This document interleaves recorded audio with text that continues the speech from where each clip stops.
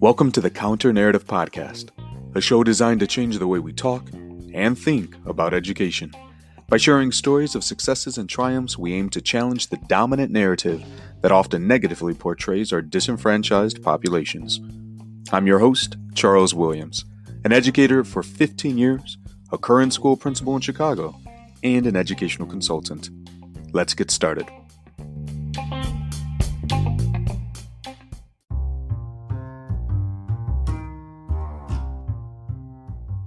Hey listeners, before we jump into the show, I wanted to tell you about the Equip to Achieve EQ and Remote Learning Summit, which will be held from April 8th through the 11th.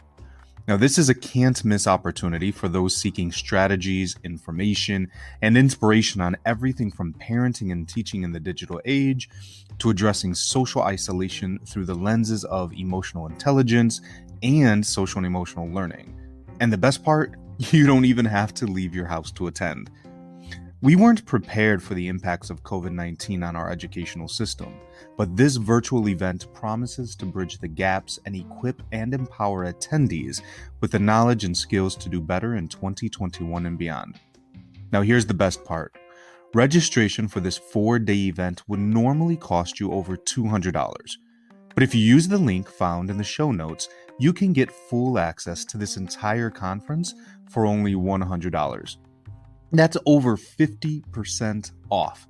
So be sure to register today by using the link in the show notes or on any of my other sites.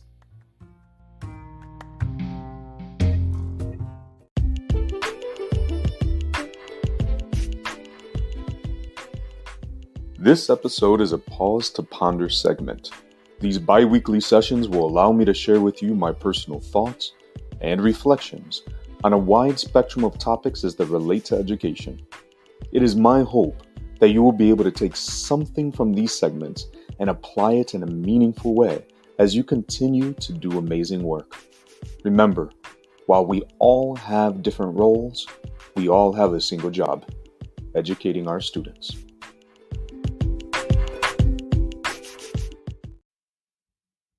This episode comes to you as we begin to wrap up yet another Black History Month. How did you celebrate?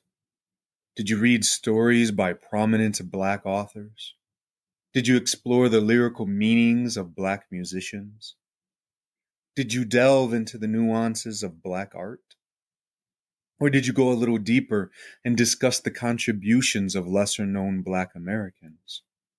Or maybe debated the ideologies of Black activists?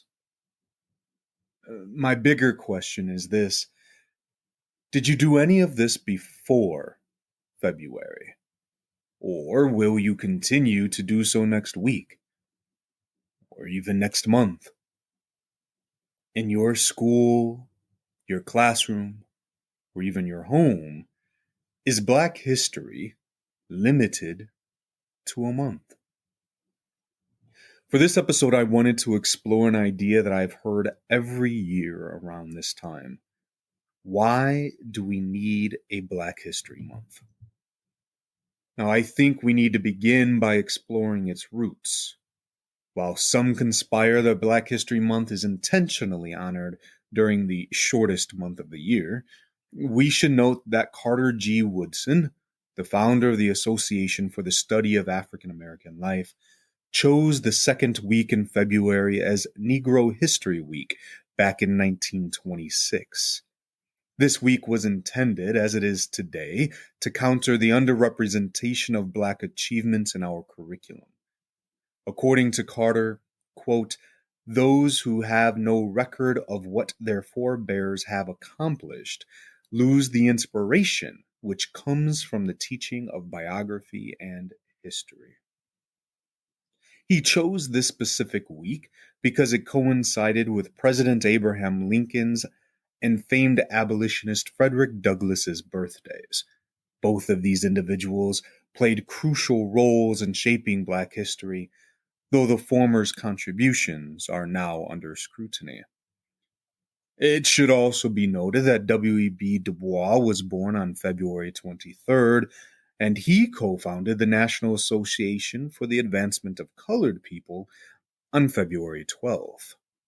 Additionally, the 15th Amendment, which granted black men, sorry ladies, the right to vote was ratified on February 3rd.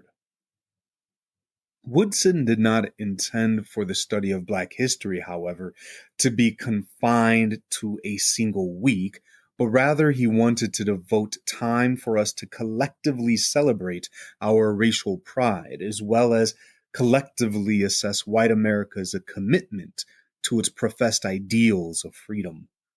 Remember, this was 63 years after the Emancipation Proclamation and during a time in which segregation and Jim Crow laws were commonplace.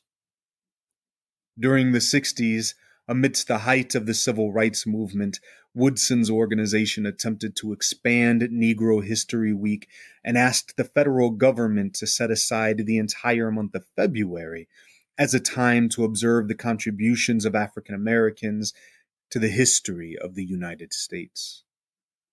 President Gerald Ford became the first to officially observe Black History Month in 1976 during a speech in which he urged Americans to, quote, seize the opportunity to honor the too often neglected accomplishments of Black Americans in every area of endeavor throughout our history.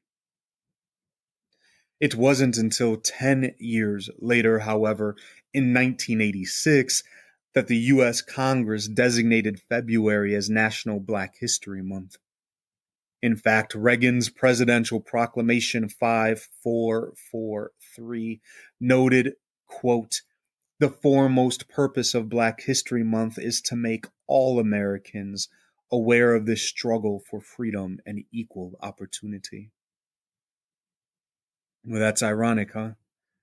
That this month would make America aware of the struggle for freedom and equal opportunity, considering that it took 60 years, 6 decades, more than half a century to formally recognize a time dedicated to celebrate the achievements and contributions of Black people in this country. My intention wasn't to provide a history lesson, although I believe that we should know these important facts. Black History Month isn't a historically celebrated time that has been integrated into our society. It's 36 years old. In fact, you could call Black History Month a millennial. Yeah, I'm going to let that one sink in. Whether we go back to the original conception in 1926 or to the nationally founding of Black History Month, my concern is its role in schools today. Consider the late Representative John Lewis, who, during the opening of the National Museum of African American History and Culture in Washington, D.C. in 2016, recalled how his teachers asked him and his peers to cut out pictures of great African Americans during what was then Negro History Week. I would surmise that most schools are currently plastered with images and quotes from famous African Americans, that students and teachers are finalizing their presentations, and that school leaders are promoting their upcoming programs. Now, these are all great and that they give us an opportunity to recognize and celebrate, but I am pressed to return to my earlier question as to whether or not these are standalone works or if they are part of a year-long study. We all know what the answer should be, but I would guess that most of us are embarrassed by the reality of the situation. Earlier this month, a colleague of mine, Adam Clark, asked if I would speak to his class about why Black History Month seems to be framed within February, and why we so often fail to discuss the well-known contributions of historical and contemporary African Americans, not to mention the realities of their traumatic past. To be honest, I was happy that he did because it gave me an opportunity to reflect. What I shared with him and his students was that we must recognize the role of large-scale publishers and the textbooks that they develop. While there exist some teachers who are capable of identifying and incorporating supplemental resources to fill in the gaps of these standardized lessons, there exists a much larger population that either does not possess the skills to do so, or who are not granted the opportunity, the freedom, or the autonomy to deviate from the textbook. What happens then is that we have generations of students who are continuously being taught similar versions of history, one in which Black history is both marginalized and romanticized, who then continue to perpetuate these historical inaccuracies. If we want to see change, we must push these publishers to revolutionize their current Eurocentric curriculums and make the presence of Black as well as other minority groups commonplace. Imagine if names like Baldwin and Wilson were synonymous with Poe and Shakespeare. If Latimer and Carter, the peanut guy, were synonymous with Edison and Ford. Seriously, look up the connections. While I appreciate the multitude of websites, one of my favorites being Learning for Justice, which was formerly Teaching Tolerance, dedicates to providing resources for educators to better understand and thus teach the realities of Black history. This is one of those things that I feel are delegated to educators. Yes, we are responsible for teaching this information to our students, but in the same way, publishers are responsible for providing accurate portrayals of American history, regardless of what their lobbyists request. Do I believe that we need a Black History Month? Yes. History has shown us that there exist powers that are reluctant to acknowledge both our struggles and our accomplishments. It took more than 120 years for Black History Month to become a national holiday, and it wasn't as if we weren't asking to be recognized as equals, as citizens, as humans. We must capitalize upon this month as an opportunity to move beyond the superficial representations of a deep and rich history that we have come to expect and make moves to instill our often forgotten history into the collective consciousness of America. It is my hope that we will, at some point, move beyond the need for this month. But until that happens, we must ensure that February does not symbolize the token month for teaching Black history, but instead serves as an annual launch pad for our year-long exploration of Black America. Until next time.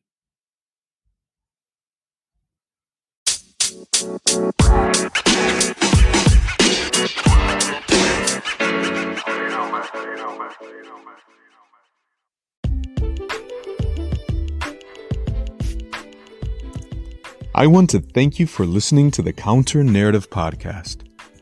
If you like what you are hearing, please be sure to like and subscribe. The show can be found on Anchor, Google Podcasts, Apple Podcasts, and several of your other favorite platforms. This podcast is also featured on schoolrubric.com, where you can find educational articles, videos, and interviews with educators from around the globe. Be sure to connect with the host and other listeners by following the show on Twitter at the CN Podcast and joining the show's Facebook group. Take care.